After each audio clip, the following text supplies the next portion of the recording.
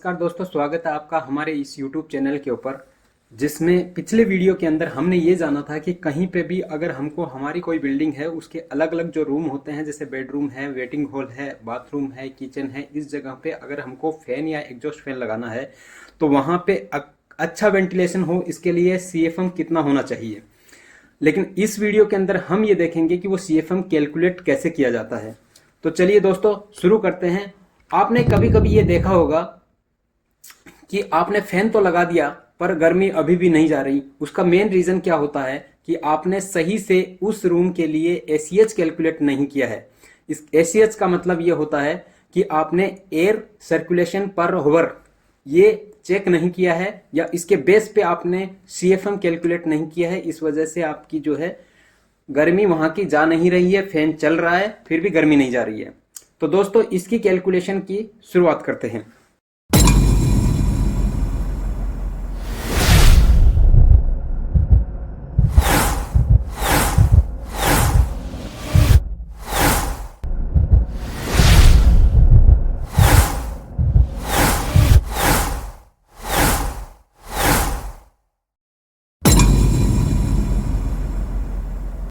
देखिए, अगर हमको CFM कैलकुलेट करना है तो हमको चाहिए एक फॉर्मूला, और उससे पहले हमको ये जानना है कि ये CFM होता क्या है।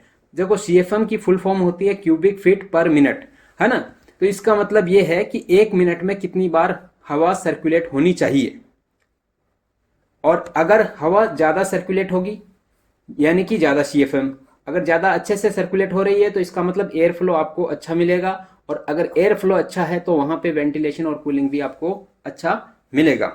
उसके बाद में हम देखते हैं कि जो CFM कैलकुलेट करना होता है उसका स्टैंडर्ड फॉर्मूला क्या है। देखिए, स्टैंडर्ड फॉर्मूले के लिए हम एक एग्जांपल लेते हैं कि हमारे पास एक रूम है। उस रूम की एक कोई ना कोई एक लेंथ होगी और कोई ना कोई एक विड्थ होगी और एक उसकी हाइट होगी। इस डायमेंशन वाले रूम को का हमको सबसे पहले उसका वॉल्यूम कैलकुलेट करना होता है। ठीक है, तो देखिए CFM जब कैलकुलेट करते हैं तो हमको दो टर्म की जरूरत पड़ती होती है। एक होता है रूम का वॉल्यूम और एक होता है हमारी रिक्वायर्ड एयर चेंज पर ओवर।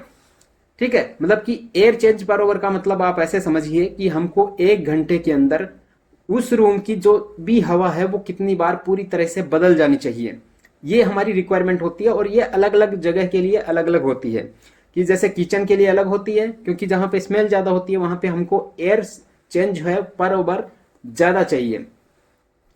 ठीक है, और रूम का वॉल्यूम हमारे पास अगर हमने घर बना लिया है तो उसका वॉल्यूम हमारा फिक्स हो जाता है, उसको हम कैलकुलेट कर लेते हैं। किसके बेस पे? हमारे लेंथ, विड्थ और हाइट के बेस पे। देखिए, यहाँ पे मैंने जो भी डायमेंशन ली है वो फीट में ली है, और फीट में इसलिए ले रहा हूं क्योंकि यहाँ पे हमको CFM कैलकुलेट करना है और CFM हमारा क्यूबिक फीट में हमने रखा है। ठीक है, तो उसके बाद में हम ये देखते हैं कि हमारा जो रूम है अगर हमने उसका वॉल्यूम निकाल लिया तो अब हमको ये देखना है कि हमको हमारे रूम के लिए एयर चेंज पर आवर कितना चाहिए। इसका मतलब ये है कि अगर हमको 1 घंटे के अंदर हमारे रूम की हवा कितनी बार पूरी तरह से बदल जानी चाहिए। देखिए, यहाँ पे एक टेबल दे रहा हूं। ये टेबल एक जनरल स्टैंडर्ड है जिसके बेस पे हम ये कैलकुलेट कर सकते हैं कि हमको कितना CFM का रिक्वायरमेंट होगा हमारे रूम के हिसाब से। अगर हम ये मान लें कि हमारे बेडरूम जो है वहां पे 1 घंटे के अंदर 6 से 8 बार हवा, 6 बार या 7 बार या 8 बार, ऐसे समझ लीजिए कि 6-7 बार हमारी हवा जो है पूरी चेंज होना चाहिए। ये इस बेस के ऊपर डिसाइड होता है कि अगर यहाँ पे जनरली आपके पास कितना स्मेल रहता है, कितनी बेड एयर आपके पास आ रही है, उसके हिसाब से। जैसे लिविंग रूम होता है तो वहां पे भी 8 से 10 बार हवा चेंज होना चाहिए। वेटिंग हॉल होता है वहां पे गैदरिंग ज्यादा होती है इसलिए 8 से 12 बार। ऑफिस एरिया होता है वहां पे बहुत क्लीननेस रहता है इसलिए ज्यादा जरूरत इतनी नहीं रहती। किचन होता है तो वहां पे क्या है कि ऑयल का स्मेल, मसालों का स्मेल या जो कुकिंग होता है उसका स्मेल बहुत ज्यादा हो जाता है, इसलिए वहां पे की जो हवा है वो लगभग रूम की तुलना में 2 गुना टाइम से ज्यादा हमारी पूरी चेंज होनी चाहिए 1 घंटे के अंदर। ठीक है, तो ये अलग अलग जैसे एरिया है, हमारे बाथरूम है, कॉन्फ्रेंस हॉल है, क्लासरूम है, हॉस्पिटल का वार्ड है, ऐसी जगहों पे के लिए एक टेबल बना के दिया है जो एक स्टैंडर्ड है कि हमको इतना रिक्वायरमेंट कम से कम होगा।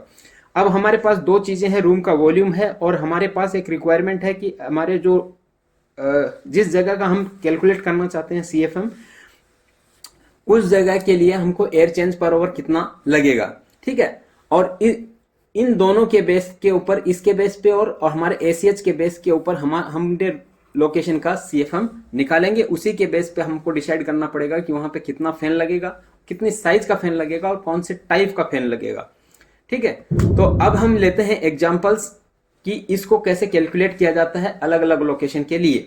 अगर मान लीजिए कि हम एक बेडरूम लेते हैं, तो बेडरूम का अगर हमारा डायमेंशन ये है कि 12 फीट उसका लेंथ है और 12 फीट विड्थ है और 10 फीट की हाइट है, तो ऐसे जगह का वॉल्यूम हो जाएगा 1440 क्यूबिक फीट। और इस जगह के लिए अगर ACH यानी कि एयर चेंज पर ओवर हम 8 को मान के चलें, तो हमको यहाँ पे CFM की रिक्वायरमेंट होगी लगभग 200 CFM, ठीक है। ऐसे ही लिविंग रूम के लिए अगर देखें कि हमारे पास कोई लिविंग रूम है जिसका डायमेंशन इस तरीके से है कि 15 फीट बाई 12 फीट और हाइट है 10 फीट, तो उसके लिए हमारा वॉल्यूम हो जाएगा 1800 क्यूबिक फीट।